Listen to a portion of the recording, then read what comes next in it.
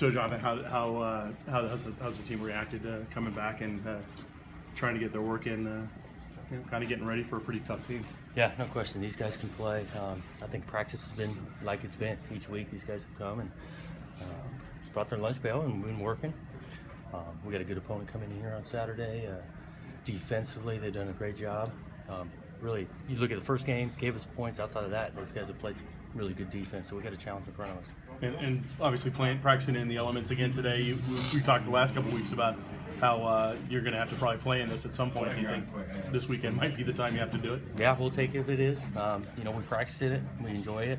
We'll have to operate if it's 80 degrees or it's 50 degrees and raining, so we'll be ready for either way. I was curious about the evolution of Jake's deep ball, just in kind of, I know that he missed some shots last year, and now this year there's maybe just a handful he hasn't missed.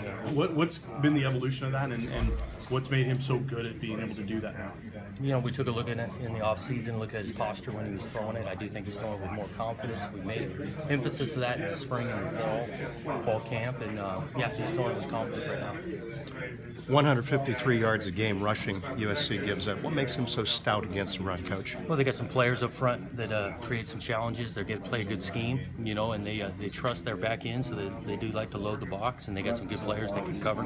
So kind of all of that talent and the scheme makes them tough against the run. You guys have a great secondary. How about the Trojans? Yeah, they can play. They got some athletes out there. They're around the ball, disciplined group. They mix up the coverages really well. So it's going to be a challenge. Dante was saying he'd been joking this season that you guys were never going to call that trick play, that pass with him. Yeah, we had been working it for a while.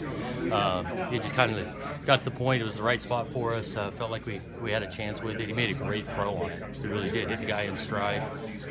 And we kind of like that. We worked some trick plays, maybe hold on to him for a couple of weeks, so we feel like guys are really confident with it.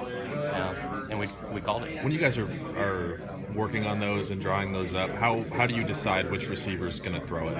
I mean, how are you testing those guys' arms, or like what's the? Yeah, we look at their arms for sure. Some of it's the decision making, so that's why we practice it multiple times, because sometimes the guy's not open, and so are they going to force it and throw it? Dante's been a good decision maker with the ball. Got a good arm. We got some other wideouts who can throw, but on that particular play, he was the best one. So